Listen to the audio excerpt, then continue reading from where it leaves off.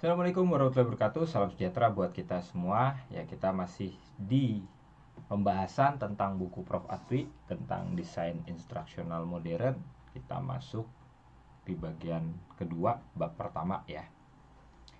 Oke, kita langsung saja. Ya, kita masuk pengajaran dan pembelajaran, di mana di sini kita akan mempelajari tentang definisi apa itu pengajaran dan pembelajaran. Kemudian pengajaran sebagai seni atau orientasi masa lalu, pembelajaran milik masa kini. Nanti dibahas di sini bahwa bagaimana apa yang disebut pembelajar atau pendidik. Jadi pendidik adalah pembelajar, pembelajar adalah pendidik, atau siapa yang disebut berhak disebut pendidik? Apakah semua orang itu adalah pendidik? Nah, ini akan ada kontroversi dengan quote-nya Prof. Atwi dengan Ki Hajar Dewantoro. Nanti akan sedikit ada sedikit perbedaan cara pandang. Penelitian dalam pembelajaran, ini yang banyak tidak disadari, bahwa setiap pendidik adalah peneliti atau setiap peneliti adalah pendidik. Nanti kita belajar di sini. Lalu sekilas tentang aliran psikologi dan implikasinya terhadap pembelajaran. Oke, kita mulai masuk ke dalam definisi pengajaran dan pembelajaran. Apa perbedaannya pengajaran dan pembelajaran? Pertama berarti kita lihat dulu dong, apa itu pengajaran? Pengajaran biasanya diasumsikan sebuah proses yang searah, di mana siswa itu pasif, guru aktif. Tapi apakah demikian sebenarnya? Bisa nggak pembelajaran itu lebih demokratis? Ya kan, di sini ditulis oleh Prof. Atwi bahwa pengajaran yang lebih demokratis adalah pengajar dan peserta didik bersama-sama menciptakan lingkungan belajar tentunya di sini ya. Nah, kalau misalnya kita sudah mempelajari tentang teori belajar pembelajaran, di mana ada teorinya Bloom, teorinya Gagne gitu ya.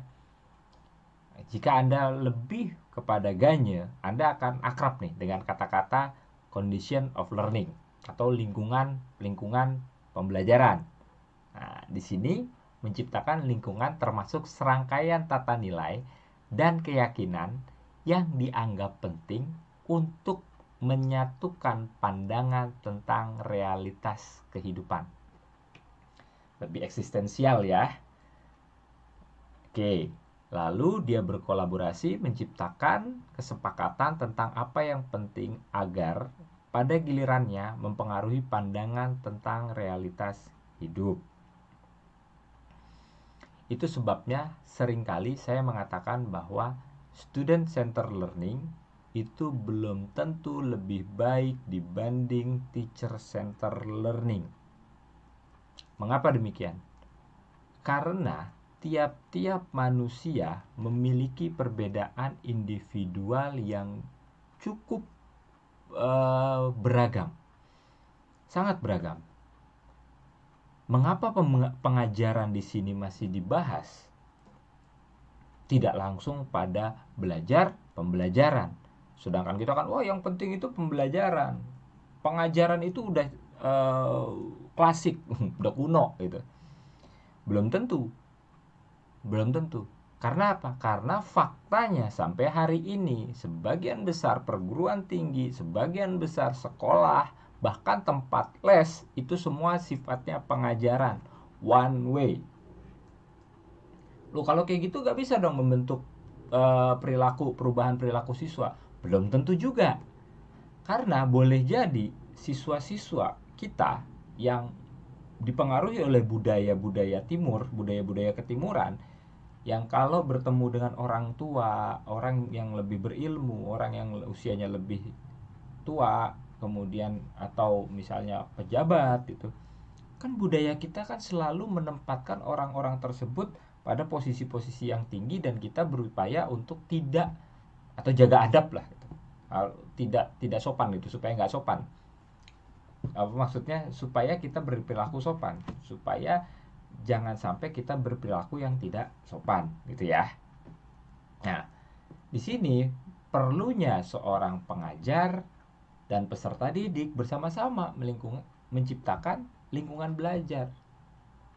Lingkungan ini harus sesuai dengan tata nilai dan budaya.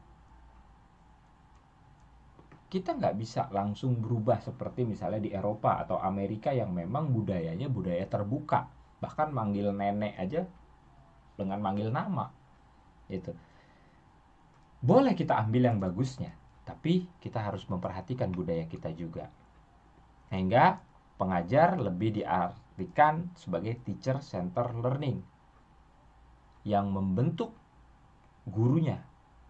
Membentuk apa? Pengetahuan, keterampilan, dan sikap. Nah, ini kalau udah kata-kata kognitif, afektif, psikomotor, ini lebih kepada teori-teori yang belum banget ya.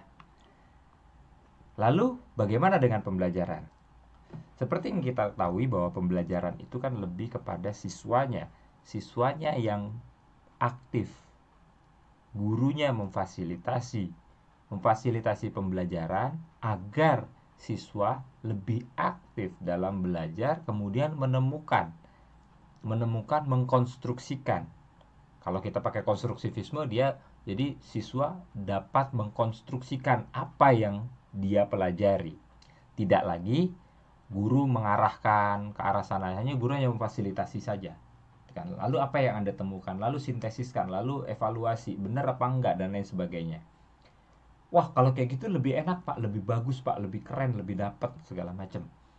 Iya, satu sisi iya. Tapi di sisi lain, siswa harus punya inisiatif, harus punya kreativitas, harus punya berbagai macam sudut pandang, bekal-bekal pengetahuan. Dari mana ilmu pengetahuan, bekal-bekal itu didapat? Nah, butuh juga kan, berarti teacher center learner. Nah, TCL atau Teacher Center Learning ini memang suka nggak suka, mau nggak mau tetap dibutuhkan. Walau overall secara desain, secara pendekatan kelihatan bahwa dia Student Center Learning. Artinya apa? Artinya jika kita memang setuju dengan satu pandangan, belum tentu pandangan itu 100% bisa berjalan, walaupun pandangan tersebut benar. Apalagi pandangan tersebut belum tentu benar, maka akan banyak hal yang mendukung, harus diadaptasi, harus disediakan. Berikutnya, Prof. Atwi mengatakan pengajaran sebagai seni orientasi masa lalu. Apakah itu benar? Atau gampangnya begini, pengajaran sebagai seni orientasi masa lalu kah itu? Di dalam bukunya Prof. Atwi menceritakan bahwa banyak tokoh-tokoh adat, tokoh masyarakat, atau motivator-motivator itu kayaknya menarik gitu kalau belajar, membelajarkan orang atau ngajar lah. Apakah itu yang disebut mengajar misalnya? Apakah itu yang menarik banyak orang, ditunggu kehadirannya, antusiasme tinggi, mempesona? Apakah itu juga termasuk kategori pembelajaran? Coba perhatikan langkah-langkah dan konsistensinya. Apakah setiap kali dia ngajar konsepnya begitu atau enggak? Konsisten nggak? Kemudian mengajar adalah seni dan seni membutuhkan bakat. Apakah hal tersebut masih relevan? Nah, di sini dibahas oleh Prof. Atwi. Pandangan tersebut old school, masa lalu. Betul bahwa sebagian pengajar adalah seni dengan mengedepankan kreativitas. Namun unsur ilmiah yang dikembangkan melalui serangkaian metode harus dikedepankan. Mengapa? Karena supaya didapat konsistensi, keterukuran, dan ketercapaian proses, ya, proses yang hasilnya optimal. Coba kita review lagi dari yang pertama nih. Dari yang pertama, ya, mengajar merupakan kegiatan yang sangat menarik sehingga diminati oleh banyak kalangan. Tokoh adat kan, banyak yang karismatik. Apakah itu ngajar? Kemudian tokoh-tokoh masyarakat, motivator gitu ya kan, sampai motivator ada yang harganya per jam sekian juta gitu, untuk ngomong. Apakah itu benar pembelajaran? Lalu jika demikian, apakah orang-orang tersebut bertujuan untuk mencapai, atau untuk kita nih sebagai audiensnya, untuk mencapai sesuatu kompetensi, atau dia hanya menyampaikan sesuatu? Kalau dia hanya untuk menyampaikan sesuatu, yang tadi teacher center learning, bisa diukur nggak? Kalau nggak bisa, kalau nggak konsisten, langkah-langkahnya nggak tersistematis dengan baik, itu mengajar mungkin iya, mengajar sebagai sebuah seni apalagi iya. Tapi apakah itu proses pembelajaran? Kalau menurut saya itu tidak. Karena apa? Karena tidak ada tadi konsistensinya, belum tentu. Langkah-langkahnya belum tentu. Kemudian achievementnya, tujuannya, apa tujuannya? Apakah pada sebuah kompetensi tertentu? Enggak juga. Lalu ilmiah nggak? Bisa dibuktikan nggak bahwa apa yang disampaikan itu benar-benar bermanfaat, benar-benar bisa mengembangkan kompetensi, potensinya seseorang siswa atau seorang learner, seorang pembelajar, mahasiswa misalnya? Enggak kan? Nah, itulah yang disebut pengajaran sebagai seni adalah orientasi masa lalu. Betul bahwa seorang pembelajar, seorang guru, seorang dosen itu adalah seniman, betul. Tapi tidak cukup hanya itu. Karena tadi nggak konsisten, tidak terukur, dan achievement sebagai proses, sebagai hasil akhir, sebagai perubahan pola tingkah laku yang cenderung menetap itu tidak didapat. Nah, kritiknya di sini adalah buat apa Anda bayar mahal-mahal itu motivator kalau cuman untuk membahagiakan, menyenangkan hati doang. Oke, ya Anda masing-masing bisa menjawab lah ya. Gitu. Kita lanjut berikutnya. Pembelajaran, apakah milik masa kini? Dari berbagai macam pengalaman-pengalaman tadi, kemudian ditemukan tuh teori-teori belajar, teori-teori motivasi, psikologi sosial, kepribadian komunikasi, dan produk-produk teknologi. Cara yang lebih logis, tadi ilmiah, logis, ilmiah. Kemudian dia juga konsisten, langkah-langkahnya bisa dipelajari, bisa dipertanggungjawabkan, dan mencapai tujuan pembelajaran yang efektif dan efisien. Bukan sekedar menghibur hati, membuat senang gitu ya. Ya, tapi memang kadang-kadang yang menghibur hati dan membuat senang itu jauh lebih mahal dibanding yang bermanfaat gitu. Teori belajar yang kemudian menggali pemahaman tentang bagaimana proses belajar itu terjadi dalam diri peserta didik sesuai dengan karakter dan potensinya ya, sebenarnya sesuai karakter dan potensinya. Teori motivasi mendalami bagaimana, nah ini kan tadi motivator memberikan sebuah motivasi, membuat harapan-harapan, menyebutkan berbagai macam kebutuhan kita gitu ya, sehingga mendalami bagaimana peserta didik bergerak dan difasilitasi untuk bergerak secara konsisten dalam kegiatan belajar. Jadi kalau orang nggak tahu kebutuhannya atau orang nggak tahu bahwa itu dia butuhkan, orang nggak akan bergerak ke arah sana. Kalau Maslow yang bilang ya. Sementara ini kan orang berpikiran bahwa oh kita butuh pendidikan, kita butuh belajar, kita butuh sekolah supaya kita bisa kerja gitu ya. Apakah itu benar? Belum tentu.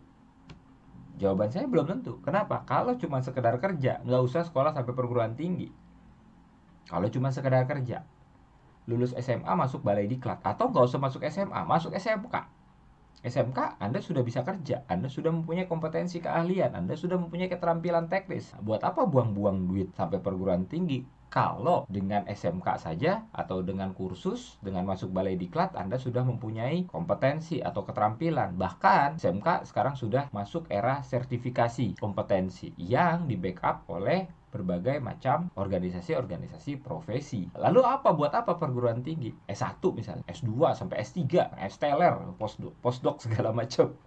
Nah, inilah pentingnya kita membahas tentang apa itu pendidikan, apa itu pembelajaran, bagaimana sistemnya, bagaimana desainnya. Pendidikan sampai S1, S2, dan S3 yang biasa kita sebut basic science atau pengembangan ilmu pengetahuan, itu memang untuk difokuskan untuk mencari pengetahuan-pengetahuan baru, pengetahuan yang bagaimana, pengetahuan yang ilmiah, sehingga ketika jadi pengetahuan ini ilmiah, akhirnya bisa disebut ilmu. Jamak kita bilang ilmu pengetahuan, sains. Nah, di Indonesia sains mengalami peyoratif lagi.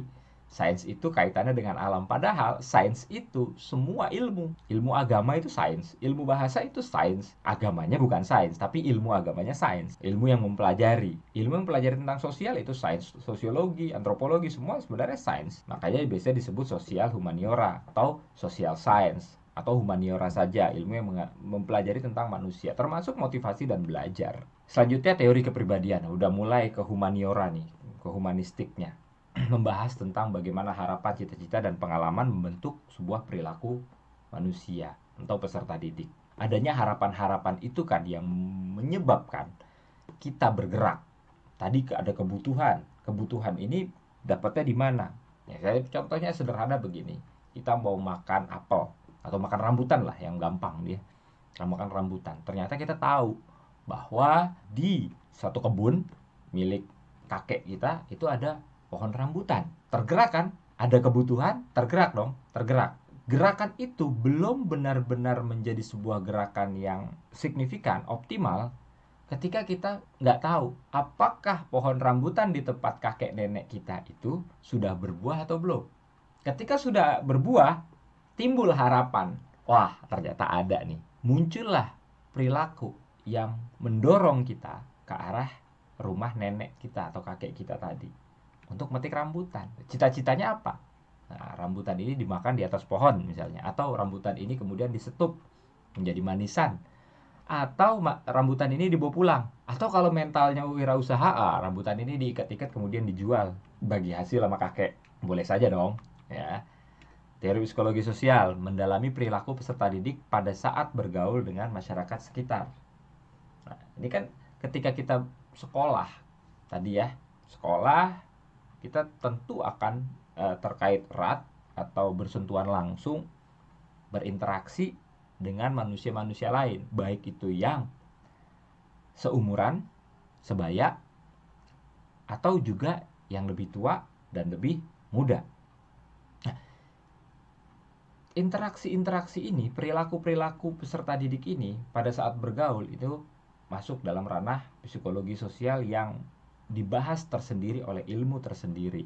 Tadi contoh kita rambutan. Seandainya rambutan itu adalah ijazah atau pekerjaan yang menjamin kehidupan kita, tentu kita akan melihat dari berbagai macam profesi atau pekerjaan. Kalau kita fokusnya pada pekerjaan, SMK, D3 cukup. Tapi kalau kita fokusnya pada profesi, ya berarti harus S1. Cita-cita. Profesi pilot.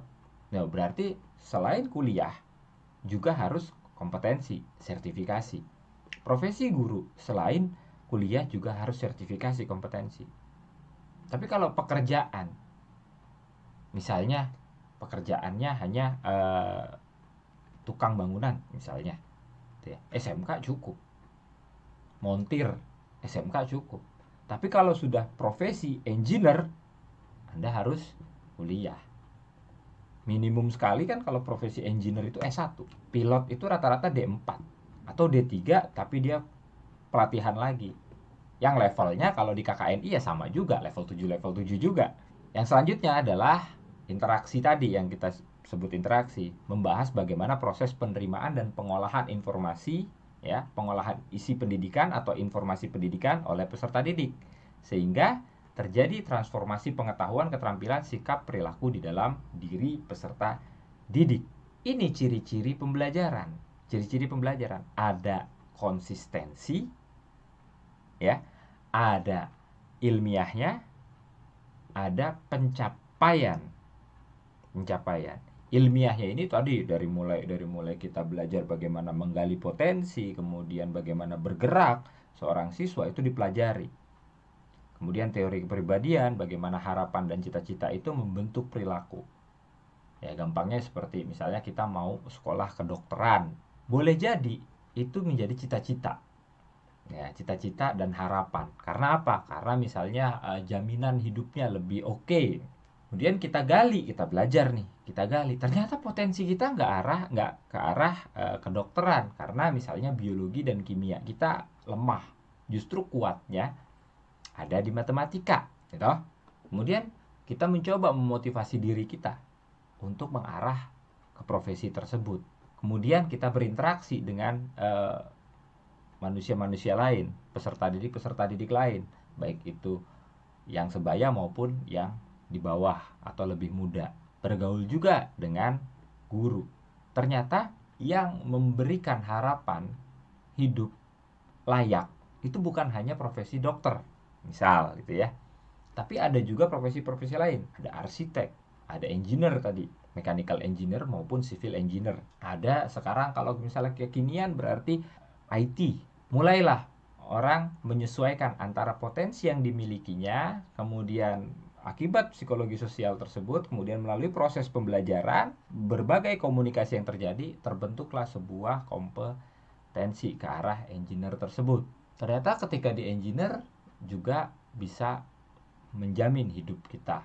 Oke, next. Pembelajaran masa kini masih ya.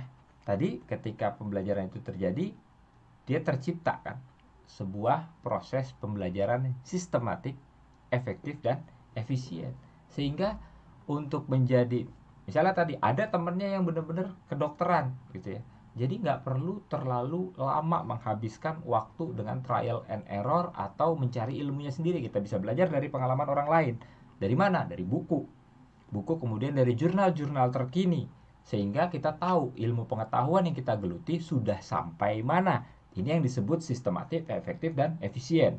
Jadi tercapai tujuan, tapi nggak perlu boros waktu, tenaga, biaya.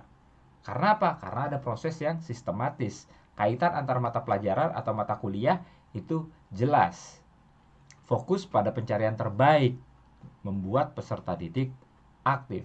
Jadi kalau kita yang butuh, kita yang termotivasi, kita yang punya cita-cita, harusnya, logisnya, secara sportif, kita yang harusnya bergerak menuju ke arah tujuan tersebut.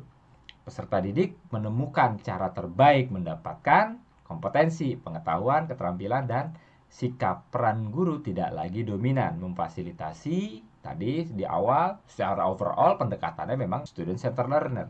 Tapi teaching center learning itu tidak boleh ditinggal. Karena apa? Di awal itu harus benar-benar dibangun pemahaman, pengertian, arah tadi ya, cita-cita, kebutuhan. Itu butuh guru yang membelajarkan siswanya dengan teacher center learner. Setelah teacher center learning itu sudah masuk ke dalam pemahaman siswa, pemahaman mahasiswa, barulah masuk ke dalam pembelajaran. Nah, pengajaran menuju ke pembelajaran mengikuti kaidah yang dapat diprediksi, dikontrol dengan cermat. Balik lagi tadi, bagaimana dengan motivator, tokoh adat, tokoh politik, atau penguasa, pejabat, semuanya tidak, cenderungnya umumnya tidak mengikuti kaidah yang dapat diprediksi capaiannya, dikontrol hasilnya dengan cermat. Kemudian bahkan orang-orang tersebut itu tidak mengarah pada sebuah kompetensi tertentu. Mungkin kalau misalnya politikus ya hanya mengarahkan pada kepentingan dia. Kalau tokoh adat berarti mengarah pada kepentingan adat istiadat. Kalau pejabat atau penguasa ya berarti mengarah kepada kelanggengan kekuasaan mereka. Ya, beda dengan guru. Kalau guru itu untuk, atau dosen atau trainer diklat itu untuk kemaslahatan, untuk kompetensi, untuk kebaikan peserta didiknya. Sehingga pembelajaran dirancang menggunakan langkah-langkah sistemik, dan setiap langkah itu dilaksanakan atas dasar teori dari berbagai disiplin ilmu. Teori. Nah, nanti dulu bahwa teori ini kan sebenarnya dari pengalaman juga, kemudian diuji kebenarannya secara general, kemudian yang berlaku di masyarakat, yang umumnya, yang khusus-khusus nggak termasuk nih dalam teori biasanya. Itu makanya ditemukan teori-teori khusus, nggak bisa untuk umum, dari berbagai disiplin ilmu. Inilah pembelajaran. Yang selanjutnya adalah penelitian dalam pembelajaran. Kita tahu bahwa salah satu tugas dari guru, dosen, maupun trainer sebenarnya, Widya Iswara misalnya, itu adalah melakukan kajian, melakukan penelitian dalam pembelajaran. Nah, fokusnya di berbagai kalangan. Tentunya siapapun yang belajar melaksanakan pembelajaran atau orang-orang yang bertanggung jawab terhadap pembelajaran itu harus melakukan penelitian walaupun dengan ketidaksengajaan. Ya. Apa saja yang diteliti? Yang diteliti banyak, dari mulai karakteristik buruk, kemudian peserta didik, tujuan dan isi kurikulum, mata pelajaran, mata kuliah perencanaan strategi pembelajaran, sarana pembelajaran, sampai kualitas lulusan. Di sini juga nanti ada media, ada bahan ajar, ada strategi, dan lain sebagainya. Kajian penelitian di dalam pembelajaran atau pendidikan itu sangat luas dan sangat dalam, sehingga nggak kehabisan. Aneh, makanya kalau misalnya ada program studi di salah satu perguruan tinggi itu nggak mau ke arah dirinya sendiri, dia malah ke arah program lain atau ke arah keahlian lain.